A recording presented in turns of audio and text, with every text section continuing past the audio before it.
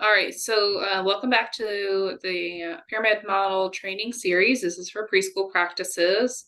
Since it is such a small group, feel free to jump in anytime if you have any questions. And today we're going to go through schedules, routines, and transitions.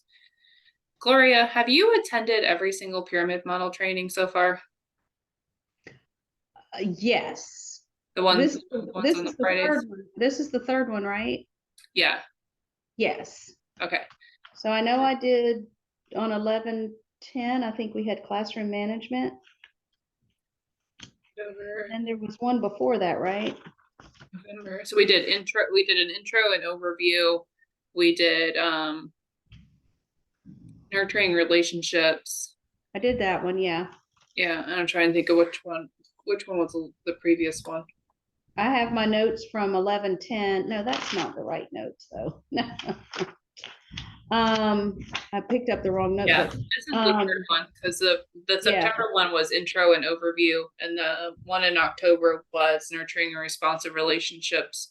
And then right. this one is high quality supportive environments part one. I'm just curious because if you end up going through all 10 all 10 of the ones that are on Fridays, you'll be Mm-hmm. eligible for the training stipend.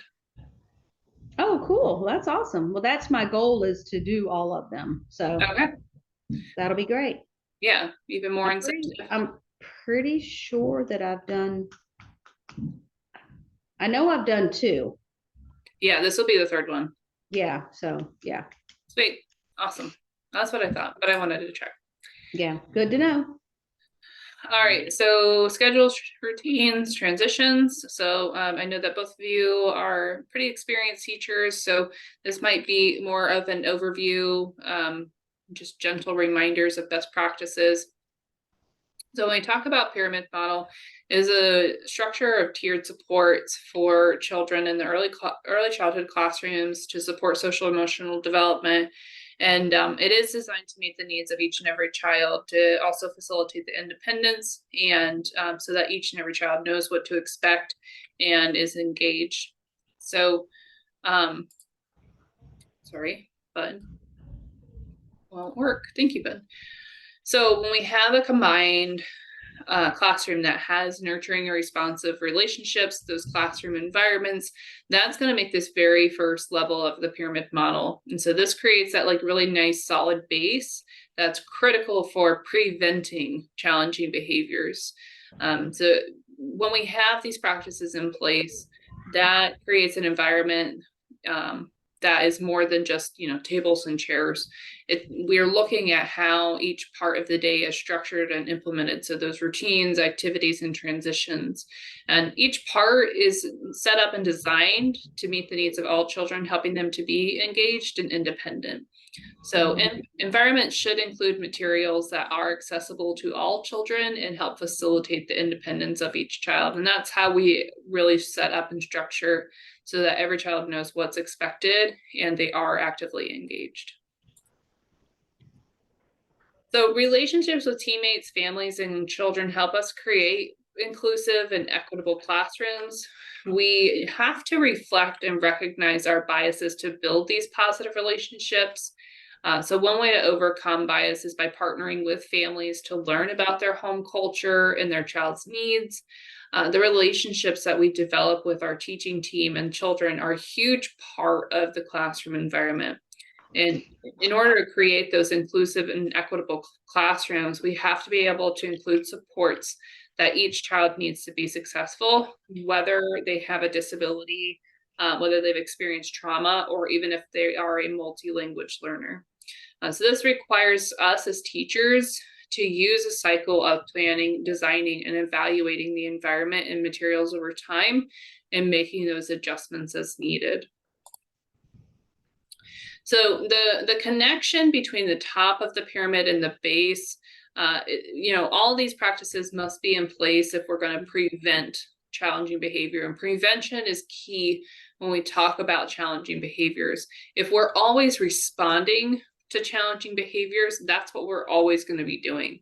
So we really want to take some time and dig into what's important to have in the classroom environment and how having those classroom structures will help prevent a lot of challenging behaviors. And we'll also talk about the whys behind each one too. So we're going to start by sharing 5 practices that will make a classroom environment high quality and supportive. Within the pyramid model, there's an emphasis on designing classroom environments that support social and emotional development. By developing clear expectations and planning environmental supports, we're able to provide students with environments that provide that consistency and predictability. So we're going to start with schedules first. We've got schedules, routines, and transitions for today. So we'll start with schedules first. Do both of you guys have a visual schedule in your classroom? Yes. I'm trying to get my teachers to implement that. I've been giving them the resources to do so. We pulled it from the ELC resources on their website. My regional trainer has given us some resources, and then our Funny Dad for Curriculum provides one. Unfortunately, like, they're doing it, but not for the right, like, they have it in their classrooms, but they're not using it. And I've had those heart-to-heart discussions with them, saying, look, it's great that you're doing this, you're in compliance, but there's no, like, you're doing the work, but you're not utilizing the resource to make your job easier. And so that's where I've had to, like, do a lot of retraining with them in regards to a visual schedule. Okay. That is one of the trainings that we offer here at ELC. We can come on site and do a visual schedules training for you and your staff, Sarah. If that's the support that you need at this time, just let me know. All right. Hi, Norma. All right. So when we think about schedules, this is going to help provide that predictable structure for the day. This is going to help them, children, understand what's expected of them. Helps them remind the children what they should be doing and lets children know what is coming next. So schedules help children know what to expect, which creates that predictability. And by establishing predictable routines and activities, this is going to help increase that engagement and decrease instances of challenging behavior. When we think about developing a daily schedule, there's really 5 keys to developing one. We want to use it to minimize,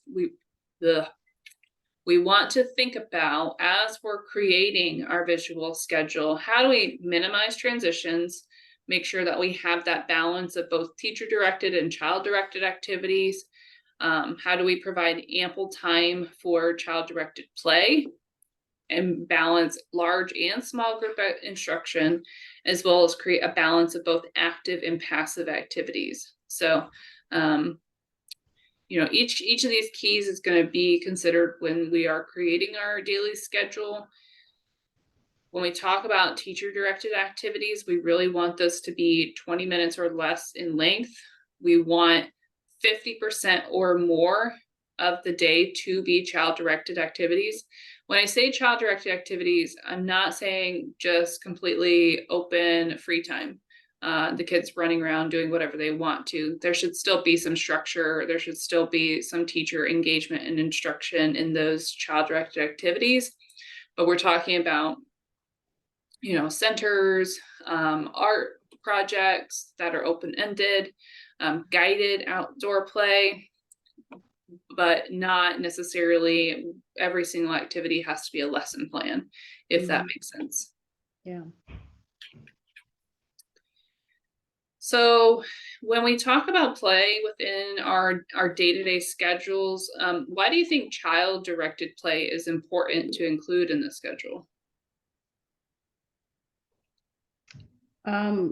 Child-directed play is important because it helps the children with their social and emotional development. It also gives the teachers a chance to see, where a child is at with their play. Are they doing associative play, cooperative play? Mm-hmm. And it just helps the children develop empathy for each other. It helps them be good peer models for each other in the classroom. I mean, there's many good aspects to, children playing. Yeah. And to include everything she said was perfect. But to include, just from my observations and like at my center, it's just to broaden their imaginations, and like they're thinking of the solutions to problems. They're using their minds, their brain power to come up with these elaborate, beautiful, like in construction, like, buildings that they, infrastructures that they've made, or in kitchen, like they're, made their own restaurant. And circle time, they're playing on big carpet, doing a puzzle and working together. It's interesting to see how their little minds work and what they're going to create and what comes from their imagination. Right. Mm-hmm. Yeah, we're going to see a lot of what you guys just talked about. Play using those social emotional skills, right? The only way that they learn those skills is by having the opportunity to practice and use them. Developing friendship skills, turn taking, waiting, getting a friend's attention. Those are all skills that they really need to develop at an appropriate level. And then opportunities to practice social, emotional, and pre-academic skills. We want to encourage teachers to create a schedule that allows for at least 50% of the day for child-directed activity. So we want at least half the time to be those child-directed activities, which is, like I said, that open guided play, and with teachers actively facilitating the students. So once we have a schedule, we want to develop a visual schedule to use in teaching and guiding children. So we want to make sure that it includes all major parts of the day. We want to make sure that there are visuals, pictures for each activity. We want to make sure that the schedule is posted so that the children can see and interact with it and review it through the day. If there are changes to be made with the schedule, are there ways that we can change them? Maybe we flip the visual over, maybe we take it off the visual schedule, maybe we place a piece of paper over it. We want to make sure, as we're creating it, to have that balance of adult and child-directed activities, and making sure that we provide ample time for children to play with a variety of materials and activities. So it's really crucial that teachers review and reference the schedule many times throughout the day, as well as ensure that it is culturally responsive and reflective of all children and families in the classroom. So we can implement culturally responsive practices by including children's home languages, by including photos of children in the classroom instead of just stock images or line drawings, and including activities and routines that align with families' cultures. So teachers can also build time in their schedule to connect with children on an individual basis. This might be greeting an individual child as they arrive, or connecting with that individual child at choice time, or saying goodbye to each child. So this is an example of a daily visual schedule. So children must be able to see the schedule. It should be posted where they can see it all day and can interact with it. They should include those images. And so this train does have those images. The schedule can be manipulated. So we see here that we can change the order of the activities on this particular example. And then, if you have children who speak languages other than English, you might want to consider including those on your schedule. So Google Translate's a great resource to be able to change from English to any other language. And that way we can include the other languages in our classroom on our visual schedule as well. So this is a cute little train theme one. This is another one. They've got a froggy used to indicate the time. So there are many ways to indicate an activity is complete. This might be moving an arrow or other shape, turning over an activity picture, or removing it from the schedule altogether. The visual representation provides extra support, and it's a way to prepare children for changes in the schedule. So we have this example here where the frog is how we indicate what we're doing currently, and that way we can see what's about to happen next. The picture cards, it has text, it has picture, it's removable from the schedule board itself so that it's flexible. These are some really great examples of some visual schedules. Now we're going to talk about implementing a daily schedule. So after we have the schedule developed and created, we need to teach the schedule, refer to it throughout the day, and individualize it as needed. So we're going to kind of briefly go into each of these a little bit. When we talk about teaching, we want to review the daily schedule with the whole class. We want to interact with it throughout the day to show the passage of time. And we want to make sure that we share the visuals and the label for each activity. When we are first teaching the schedule, and especially for children who they might be learning English as a second language, or there might be a developmental delay, using first then language or first next language is really important and very helpful for teaching the schedule. So we might discuss what we're going to do first and what we're going to do next. So first we're going to have a snack. Then we're going to go to centers. First, we have morning meeting.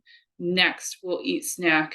And then we'll have centers. So that first, next, then is the next step to that tier to help indicate what activities we're doing in sequential order, especially after they feel comfortable with the first, then language.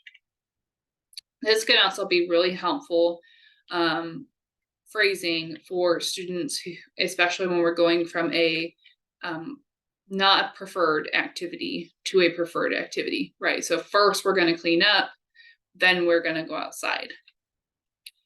We want to ask children questions about the schedule. What are we doing now? What did we just finish? What will we do next? Do we go outside before or after lunch? And that's how we're going to really pay attention in teaching it. So we want to make sure, again, every time the class is together, we're reviewing it. Every time there's a change in the schedule, we're going to review it. And if children are unsure about what to do, we're going to review it. Referring to the schedule throughout the day really helps them understand that passage of time, as well as reminding them what they should be doing. This is going to be a really short 38-second video. It's going to be a video where the teacher is reviewing the schedule. And so we're going to see a couple videos of classrooms and teachers through today's session real quick, just to show what the practices in the pyramid model look like in being used in real time. All right, so this video, the teacher's reviewing their schedule at the beginning of the day. So we're going to look at how this teacher had the children review the schedule, and just think about how you might use this practice in your classroom as well. Our schedule, what do we do today?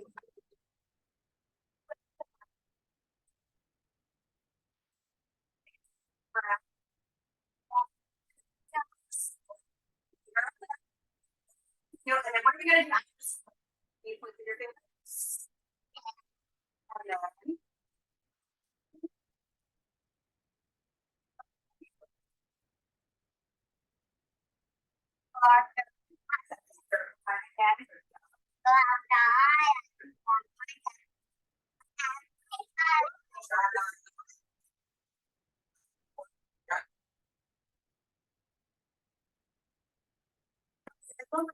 So what did she do there in order to help teach the schedule in this classroom?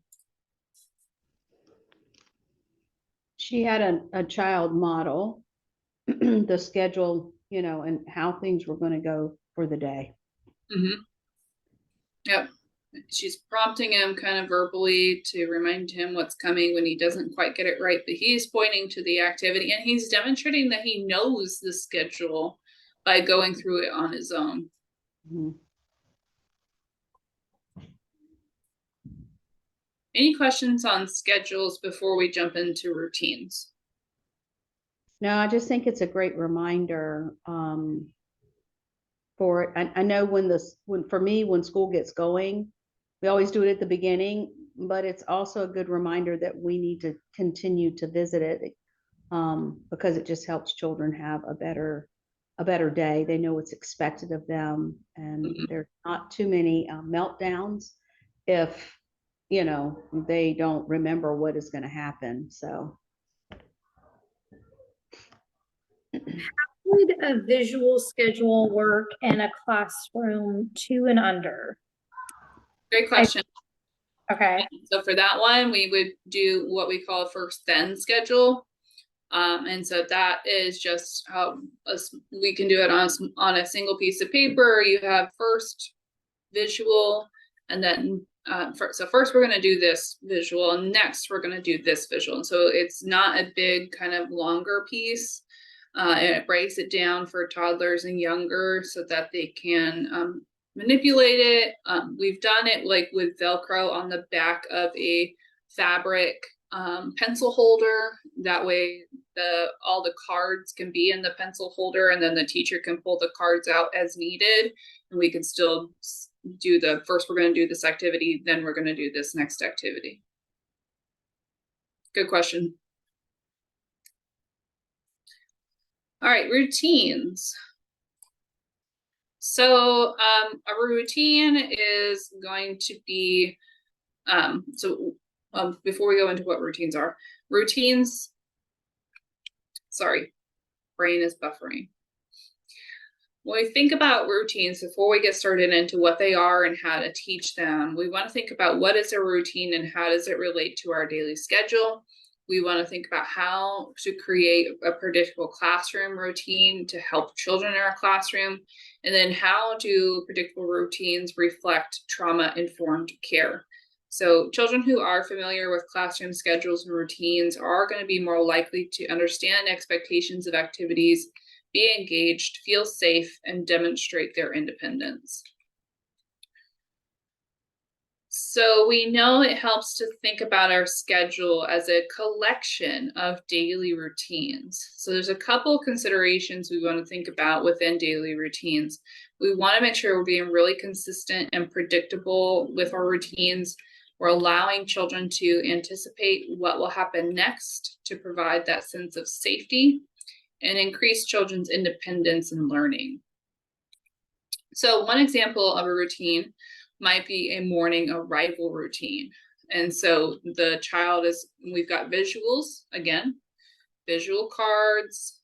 One thing that could help with visual cards too, especially to help the children feel a little bit more ownership about these visuals, is to take the pictures of the children doing the steps themselves. And so they see their pictures in this morning routine, or they see their own pictures on a visual schedule, and that helps them kind of be a little bit more a part of the classroom visuals that they see every day. So this morning routine, they're going to unpack, they're going to wash their hands, they're going to sign in, eat breakfast, and then go to the rug.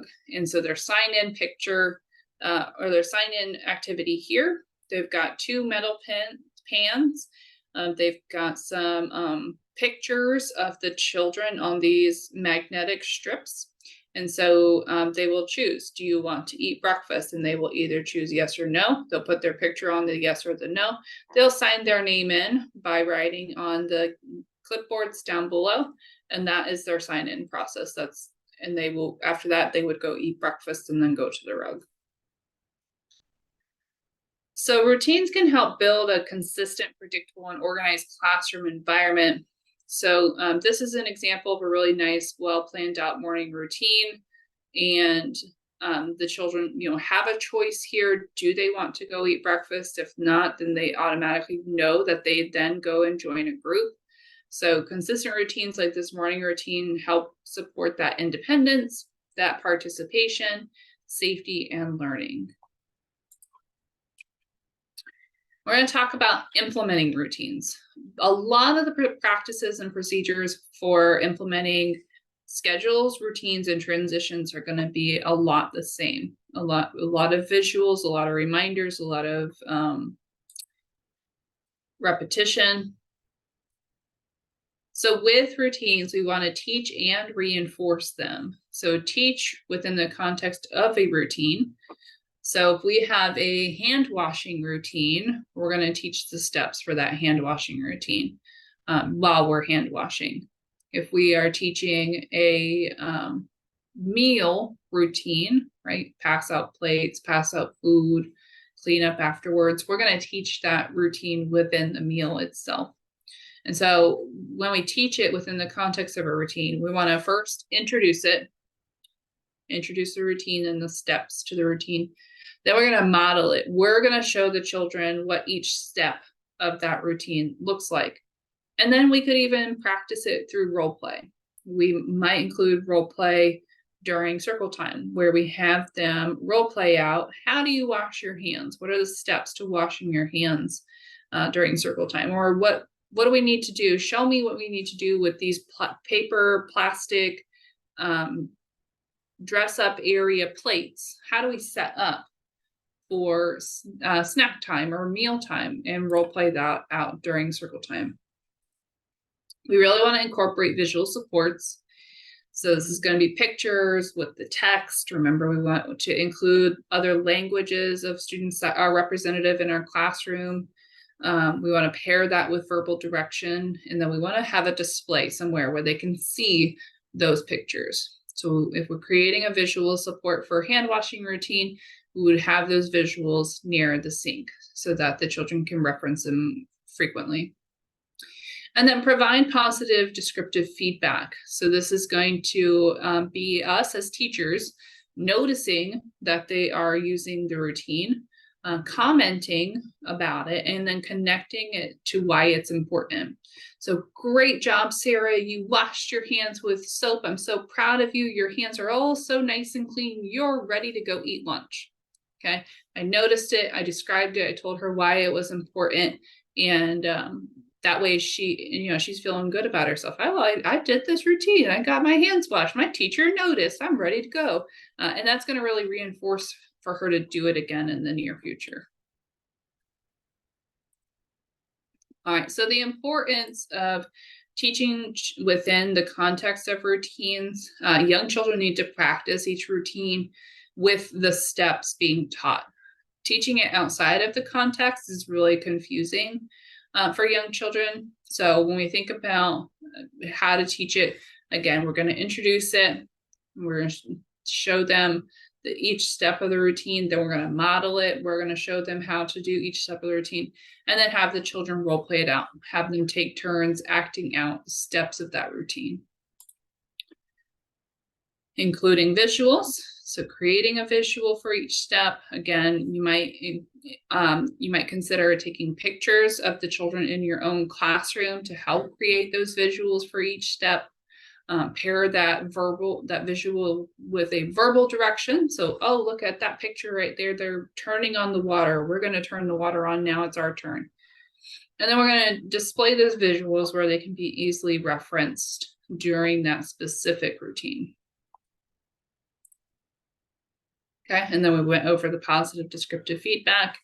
So noticing the child, commenting really descriptively of what the child is doing. So we just want to say good job.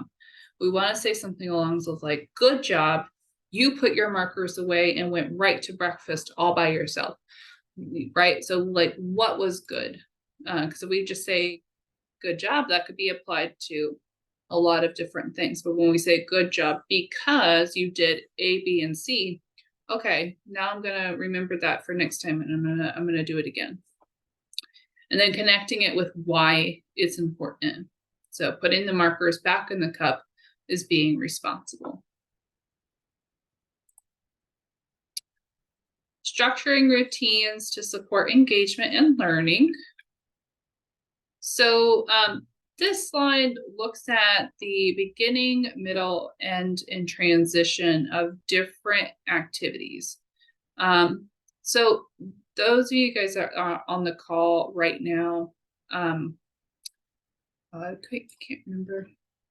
I did. Okay. Just trying to remember if I started recording this or not. Otherwise, it would have been way too late, but I did. So, do you guys have currently a routine for snack, or do you have a routine for meal time or circle time? What's a current activity that you have a routine in?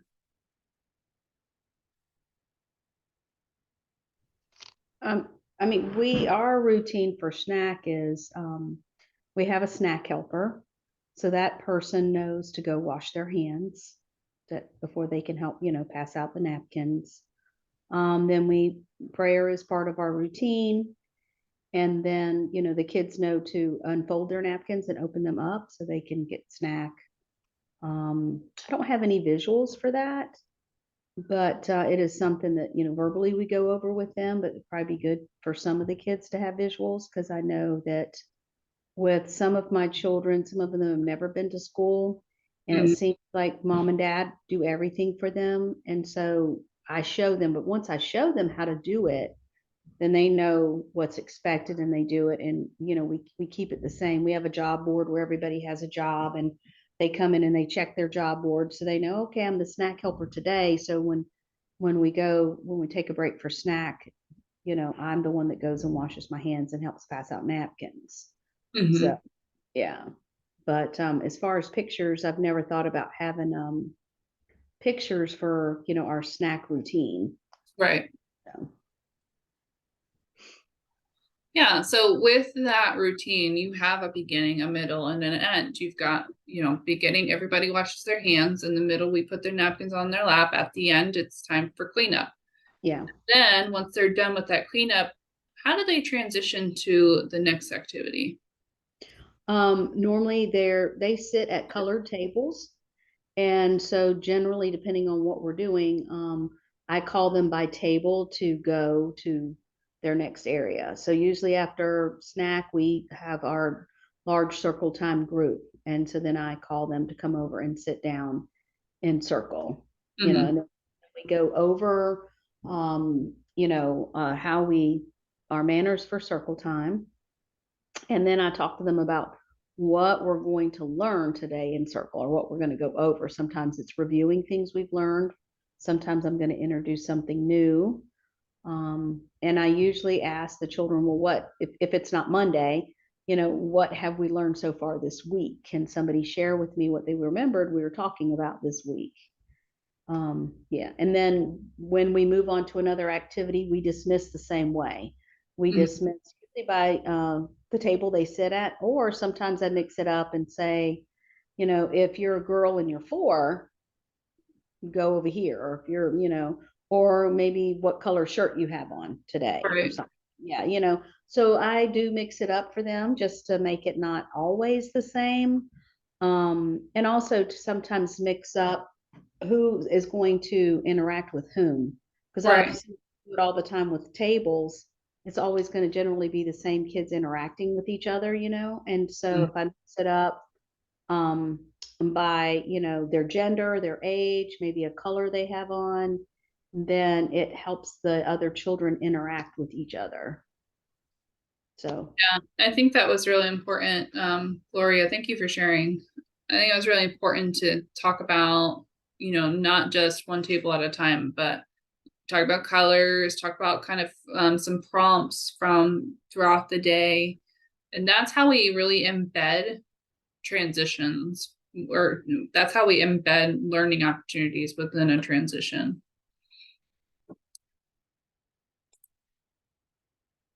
So we want to, when we talk about transitions, we really want to try and promote active participation, which is what Gloria was starting to touch on there first. So this might be choices. So when we talk about choices, we could include a choice for a movement to transition something. So do you want to hop like a bunny, or do you want to slither like a snake? They have a choice between that, and they can do that movement in order to go line up. We might have visuals. We'll look at some examples of some visuals on transitions as well. Again, that might be a movement, that might be Do you want to give me a high five or a fist bump as you go line up? Again, choices, but there would be visual cards to go with it. We want to make sure that we create some structure and then include some feedback as the children are transitioning. So when we talk about choices within routines, the picture on the left shows a choice board of greetings for arrival. And the top right shows an example of different ways for taking a break. And then the last picture shows a way for children to choose an activity. So, we've got the good morning arrival. Have you guys ever seen that really cute video where, well, there's actually a lot of videos nowadays where teachers, as the children are coming in, the kids get to choose, do you want a fist bump? Do you want a hug? Do you want an I love you? Or even the kids sometimes will greet one another with the choice board as well. And I always love watching those because they're super cute. So this is a way to incorporate that. And activities or the order, there's choices for activities or the order in which the children complete the activities. They can choose how to be greeted, they can choose how to calm down, how to walk in the hallway, or a song to sing during potty rotation. So these are some ideas of some choices that can be used within a routine. We want to support routines with visuals, just like with our visual schedules. So the picture on the left shows circle time broken down into the steps of the routine for circle time. The picture on the right shows center time broken down for a child who often wandered around the classroom. So these visual supports can be kind of broken down for students who need that more individual one-on-one support. So the goal is to increase the amount of time that children stay engaged in a center. For this example, the child started in the dramatic play center. The timer was set for 5 minutes. And as the school year progressed, they increased the time that the child stayed in that center to help them develop their play skills and become more engaged. When the timer went off, the child could then choose to stay in that center or move to the next center. If the child cycled through the center time schedule before the end of designated center time, she was given the opportunity to choose any center to join. So this really helps motivate children and decrease the likeliness to wander. This is an example of a sign-in routine with clear steps and visual supports. So at the bottom of the easel, so 3-step routine. First, they're going to answer the question of the day. Then they're going to sign in. Then they're going to choose a friend to sign in. The children would be able to answer the 4 questions for this routine. They know what they're doing. They know how they're making progress. They know when they're finished. They know what comes next. And then the visuals are there to support all of the children following those steps for the routine. So these are going to be different examples how to provide that positive descriptive feedback. So thank you for helping your friend get their coat and stand on a shape. That's being a team player, right? What was it that they did good and why was it good? You did it all by yourself. When you finished snack, you threw away your trash and chose a book. You signed in and came right over to wash your hands. So and we want to make sure it's positive. We want to make sure it's descriptive. And we want to tell the child exactly what they're doing that's appropriate. All right. We're going to skip this slide. And we're going to wrap up routines and move into transitions. Any questions on routines? No. Okay. All right, transitions. So we talked about transitions, but for the course of today's, for the purpose of today's course, we wanted to find transitions as movement from one location to another, changing from one routine to another, changing from interacting with one person to another, and switching from one activity to another. So there's a lot of transitions that happen throughout the day, especially when we have these four definitions. So why might children have difficulty with transitions? I can't tell you how many times I've either heard or seen a teacher say that transitions are probably one of the hardest things for them. So why do we think that transitions are really difficult for children? Because so in my experiences, and me when I was in the class, I mean, I'm still in the classroom sometimes, but as a teacher, for me, it was I wasn't prompting my students for the next activity in time, or I was giving them too many instructions. So for their age group, because like you walk into a 2-year-old classroom and you're trying to get like, okay, you're going to do this, this, and this for their growth development. I mean, some of them might get it, but some of them it's you know, it's too much for them to process at the time. So they needed a simpler instruction to go on to the next thing. I've had teachers, you know, they don't make it fun. They made it too structured. So and so the kids are losing interest in their, and the teachers are getting frustrated. And I was like, well, you have to think of it like the mind of a 2-year-old or a 1-year-old. They're not good. If you're not walking like a silly duck down the hallway, they're gonna wander and do their own thing. And so that's the things I've seen as a teacher and as a supervisor. Yeah, absolutely, Sarah. Yeah. I know for me, a lot of times the children just aren't ready, even when I give them a prompt. You know, you were talking about there's tons of videos for things where there's great little videos for cleanup, and it shows kids, you know, putting things away, which is really great, and sings the song with them. And, you know, you'll have the majority of the class ready to clean up. So always give them a timer, and then the song comes on when it's time for them to clean up. But there's always that one or two, you know, they're just not ready. It's like, Right. well, I know we're going to do something else that might be fun, but I'm just not ready for it. Yeah. So one of the things that I do to encourage positivity in the classroom is we have a kindness coin bucket. And so when everyone is listening and doing what's asked of them, and they're making good, positive, kind choices, they get to put a kindness coin in the bucket. And when it's full, then we celebrate each other for making good, kind choices and have a big party. Yeah. So it's something to help the other children that struggle with not being ready quite yet to move on, but obviously we need to move on. And yeah, so that's helpful. It, you know, it works most of the time, but not every day, you know. Right. So, yeah. Yeah. Yeah, kids are not ready.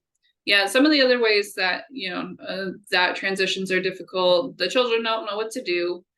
They don't want to do the next activity. They don't want to stop what they're doing. They have too much wait time, which is what I see quite frequently in classrooms. They get bored while they're waiting. They're confused about the day-to-day changes, and they haven't learned expectations or steps yet. So there's a lot of different reasons for it. And so we're going to talk about how to create some effective transitions. So effective transitions are going to help reduce the likelihood of challenging behavior by supporting children's engagement. Transition strategies can be used to support the whole class, a small group, or individual children. Oops. So the three pictures show different strategies for making transitions effective. So we want to make sure to prepare children ahead of the transition. So that's going to be that time warning. We want to tell them what we're going to be doing in that transition after the time runs out. We want to make sure to make the transitions engaging. So maybe they're answering a question, or maybe they're moving some kind of way, and then help children move smoothly to the next activity. So the pictures we have here at the top, there's a cleanup helper. So the cleanup helper can help announce when an activity is almost over to help children prepare for that transition. So that really helps with increasing the independence too for that child. On the bottom left, there's several choices for transitions. The children can choose to move from one activity to the next as a butterfly or a duck. And then the bottom right shows a timer along with a visual for snack time. And when the timer goes off, the children know to transition to tables for snack. We talk about steps and expectations of each transition. Teachers should clearly state the steps and expectations on each transition. So we see an example here of how a teacher uses a first then board to structure the steps of a transition from snack to the bathroom. So some kids do need additional instruction or visuals to follow a routine successfully. So this visual shows that first, the group is going to have lunch and shows the pictures of that routine. And once those steps are completed, the child knows then it will be bathroom time. So it breaks down that activity just a little bit further within that routine. So for lunch, we're going to get our lunchbox, we're going to sit, and then we're going to clean up. And then after all those steps are completed, then we're going to go to the bathroom. Some other expectations we can, sorry, Gloria, go ahead. I was just going to share about lunch. One of the things that we do that helps us is, especially if we're on the playground, I'll call a few kids in at a time, and they, as we're transitioning in, they wash their hands, they get their lunchbox, they sit down, and then I will put on like a little fun movement video that they like to do. And while they're waiting for the other kids to come in, they have something to do. And so it doesn't take as long, because obviously, I could have as many as 20 children. So by the time they all wash their hands, you could spend quite a bit of time waiting. Or we'll get together and, one of the teachers will help with hand washing, and then we'll do songs and things together, which help that time of the children just kind of sitting there waiting. Right. A few kids can do it and they're okay with it, but really the majority of them, it's difficult for them to wait. And, I hear like, when are we going to eat? When are we going to eat? Or stop touching me. He's looking at me, all these things, because like you said, they're getting bored. And so, yeah, but, yeah, so that's just some of the things that we do during transition time. If I know it's going to be one that's a little longer than usual for the kids, I try to have some sort of activity for them to do at their table. Jack Hartman's got tons of great videos out there that you can do counting and letters. And then there's, the fun dancing ones. My class this year loves freeze dance. So that's kind of a good listening skill for kids, or how well can they listen and understand when to begin and stop. And yeah, so that's just a couple ideas. Always love the ideas, Gloria. Thanks for sharing. All right, so just like with many other strategies that we talked about today, transitions should be planned to ensure children are successful. So the structure that you create will help increase their engagement in the transitions. So with the schedule, we want to help minimize the number of transitions across the day and minimize the transitions that require all of the children to do the same thing at the same time. For adults, we want to assign roles and responsibilities, especially if we're working as a class team, right? So I'm going to wipe the tables down. You help the kids go line up at the doors as I call their name, and strategically place teachers during transitions. For the children, we want to think about which children might need additional support to transition successfully, and we make sure we're using those visual cues or additional verbal prompts.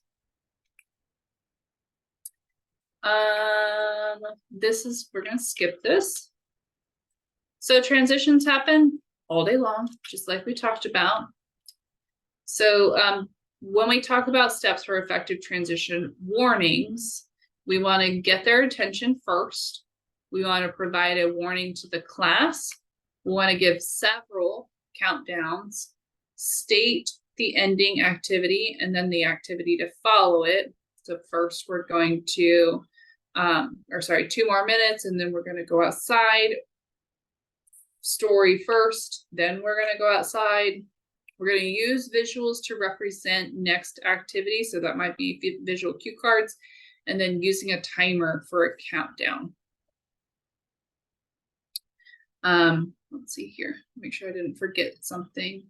So we've got, a kiddo helping with the picture here that shows a 5-minute glove for the entire group, and the child is walking around to let their peers know how much time is left until they change activities. As the time's counting down, the child is taking off 1 more minute and repeats the prompt for their peers. So this is done until it's time to transition. So this is an example of choices for movement. So we might choose 2 transition movements for the day, or maybe they are all in a bag and the children get to pull one of the cards out of the bag and then they get to move like that item. So an elephant, robot, mouse, rock star, surfing. We're going to see a 43-second video here of a teacher using a choice to support the children's transitions. And so we're going to notice how well the transition goes here. So we're going to get ready to line up to have our snack. But today you have a choice of moving like a rock star to the door. I forgot I was not sharing my sound. Sorry. Let's try that again. You have the choice of moving like a rock star to the door or surfing on a wave. Yeah, dude. All right, so I'm going to call your name. You're going to tell me how you're going to move from the carpet to the door. All right? Max, Kaylani, Gia, stand up, please. How are you going to go to the door? Rock star. All right. You got to make the sound. All right, show me how you surf.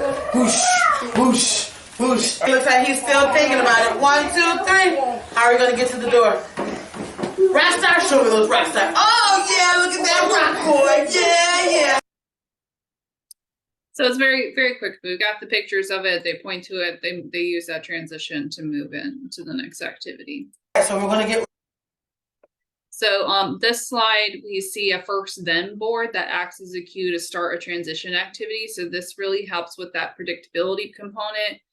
So the book bin also gives children an activity to do while they're waiting for others to finish. Both strategies are going to help really decrease the likelihood of challenging behavior. So, first we're going to clean up and then we're going to get books at carpet. And there's a bin specifically of books that they can choose from to sit at the carpet with. We're going to skip this one. I want to be mindful of our time. So some children will need individualized support to transition. So we want to, these are some ideas of some additional supports we might provide for those students. So we might provide an individual warning, giving them a transition job, allowing them to transition first, doing those first then prompts or first then visual prompts, providing a transition item, embedding a preference, reading a scripted story, or using that positive encouragement and feedback. These are other individualized supports, so possibly stated directions. We're going to tell them what to do versus what not to do. And then we're going to check in with them when they need some support. So put 5 blocks on the shelf. Where do you want to go after you put the markers away? Taisha, we're eating snack. What will we do after snack? Problem solving trouble with transitions. And so, we talked about what are some challenging things for transitions. And so the challenging behaviors that we see within transitions, that hitting, that kicking, that wandering, these will happen if we have too many transitions, if all of the children transition at the same time in the same way, if transitions are taking too long, if there's too much time waiting with nothing to do, or if the directions are not clear. So we really want to be mindful about, I'm seeing challenging behaviors in transitions, or why might they be behaving this way within transitions? And that's going to take some reflection on what support can we give them to make sure that that transition is being engaging to reduce that likelihood of challenging behaviors. All right. These are going to be some resources that we send with today's follow-up email. And these are great resources to help families who might be struggling with transitions at home.